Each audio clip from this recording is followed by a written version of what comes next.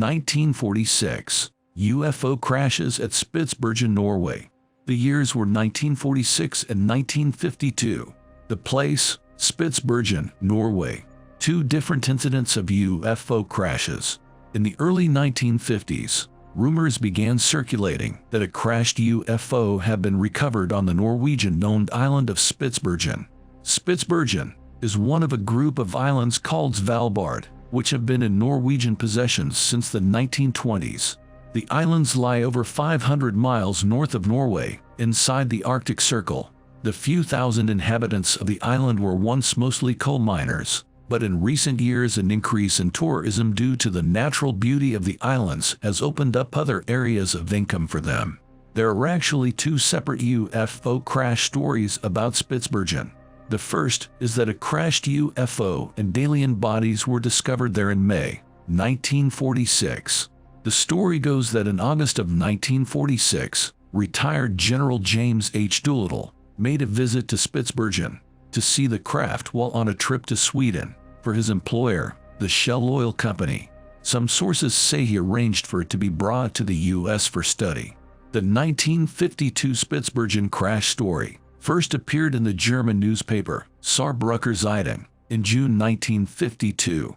The article, entitled Off Spitzbergen landed Fliegen Unertes, was soon picked up by several other German newspapers, with many of them citing the Stuttgarter Tageblatt as the original source.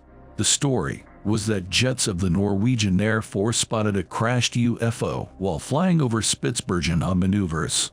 The craft was disc-shaped, with a series of jets around the rim of the disc to make it spin.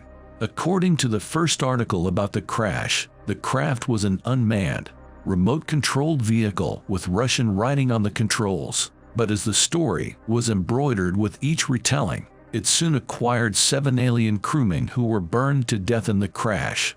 1946 Spitzbergen UFO crash.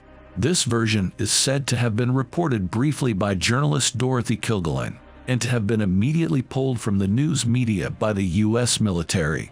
It has been said that, according to former sailors who were serving on the battleship USS Alabama at the time, the UFO was brought to the U.S. on that vessel, directly from Spitzbergen. The 1946 case, more than anything else, is memorable for its characters. The legend goes something like this. In 1946, General James H. Doolittle was sent to Sweden by the Shell Oil Company, supposedly to investigate the mystery of the ghost rockets. Why an oil company would investigate UFOs is beyond common understanding, unless they felt this could strengthen their profits somehow. Source: Whipnet.com. My take. My only thoughts on this is, how is it that the Russians had the capabilities to make an unmanned drone in the shape of a disc that could fly to the Arctic Circle in 1952? Sounds impossible. What do you think?